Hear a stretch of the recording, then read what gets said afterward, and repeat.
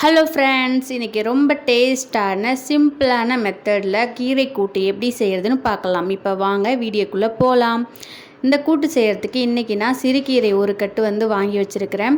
இந்த தண்டு ரொம்பவே முத்தாமல் கொஞ்சம் பிஞ்சி மாதிரி தான் இருக்குது. இருந்தாலும் எங்கள் வீட்டில் குழந்தைங்க எடுத்து வச்சுட்டு ஒழுங்காக சாப்பிட மாட்டாங்க. அதனால் நான் கீரையை மட்டும் தனியாக ஆஞ்சி எடுத்துக்க போகிறேன். நீங்கள் விருப்பப்பட்டால் தண்டையுமே சின்ன சின்னதாக கட் பண்ணி எடுத்து வச்சுக்கலாம். இப்போ பாருங்கள், கீரை இவ்வளோ வந்திருக்குது. இப்போ இதுக்கு தேவையான பருப்பு எடுத்துக்கலாம்.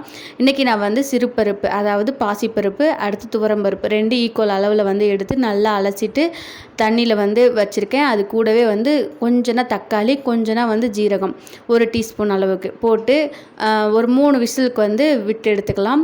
இப்போ அந்த கேப்பில் நான் ஒரு பெரிய வெங்காயம் சின்ன சின்னதாக கட் பண்ணி வச்சுருக்கேன். காரத்துக்கு ஏற்ற மாதிரி வரமிளகாய் தாளிக்கிறதுக்கு கொஞ்சனா பூண்டு, அடுத்து கீரையை நல்லா அலசிட்டு சின்ன சின்னதாக அரிஞ்சு வச்சுருக்கேன். ஏன்னா நம்ம கூட்டு தான் செய்ய போகிறோம், கடைய போகிறது இல்லை.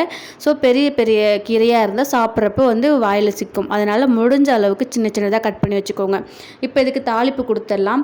ஒரு 2 ஸ்பூன் எண்ணெய், அது கூடவே கடுகு, கொஞ்சனா ஜீரகம் நல்லா பொரிஞ்சு வந்ததுக்கப்புறம் நம்ம ஆல்ரெடி இடித்து வச்சுருந்த பூண்டு ஒரு 5-6 பல் அளவுக்கு அதையும், அது கூடவே எடுத்து வச்சுருந்த வெங்காயம் அதையும் ஒன்றா போட்டு நல்லா வதக்கிக்கலாம். அது கூடவே நான் எடுத்து வச்சுருந்த வரமிளகாயும் ஒன்றா போட்டுட்டேன். வரமிளகா போட்டுக்கலாம், அப்படி இல்லைன்னா பச்சை மிளகாய் கூட நீங்கள் சேர்த்துக்கலாம். உங்கள் காரத்துக்கு ஏற்ற மாதிரி நீங்கள் சேர்த்துக்கலாம். இப்போ இந்த அளவுக்கான கீரைக்கு நல்லா காரம் சாப்பிட்றவங்களா இருந்தால் இன்னும் 2 வரமிளகாய் கூட நல்லா சேர்த்துக்கோங்க. நான் இன்றைக்கி 2 சேர்த்துருக்கேன். கடைசியில் நான் பெப்பர் போட்டுப்பேன், அதனால் கம்மியாக சேர்த்துருக்கேன். இப்போது வெங்காயம் நல்லா கோல்டன் ப்ரௌனில் வதங்கினதுக்கு அப்புறம் ஆல்ரெடி கட் பண்ணி வச்சுருந்த சிறுகீரை அதையும் ஒன்றா சேர்த்து நல்லா மிக்ஸ் பண்ணி கொடுத்துக்கலாம். இப்போதைக்கு நான் எதுவுமே சேர்க்கலை. உப்பெல்லாம் கடைசியாக சேர்த்துக்கலாம். ஏன்னா கீரை பார்க்குறப்ப அளவு அதிகமாக இருக்கிற மாதிரி இருக்கும். இப்போ பாருங்கள், எண்ணெயில் வதங்க நல்லா சுருண்டு கம்மியான அளவில் ஆயிடுச்சு. எப்போதுமே பெரும்பாலான பேர் கீரை செய்யும் பொழுது பண்ணுற ஒரு பெரிய மிஸ்டேக் என்னன்னா, கீரையை பார்த்ததும் உப்பு அதிகமாக போட்டுருவாங்க. அது உப்பு சுருக்குன்னு ஆகிடும். ஸோ எப்போதுமே கீரை செய்கிறீங்கன்னா கடைசியாக உப்பு சேருங்க.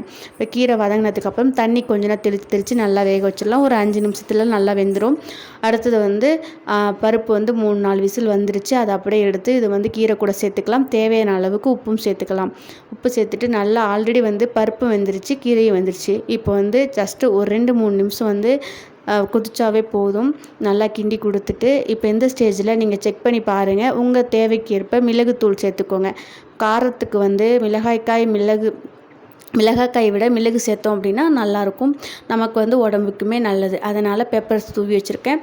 இப்போ ஆறுனதுக்கு அப்புறம் ரொம்பவே சூப்பரான சிம்பிளான மெத்தடில் கீரை கூட்டு ரெடி ஆகிடுச்சு. கண்டிப்பாக ட்ரை பண்ணி பாருங்கள். இது பிசைஞ்சு சாப்பிட்றதுக்கு தொட்டுக்கிறதுக்கு ரெண்டுமே சூப்பராக இருக்கும். Bye friends.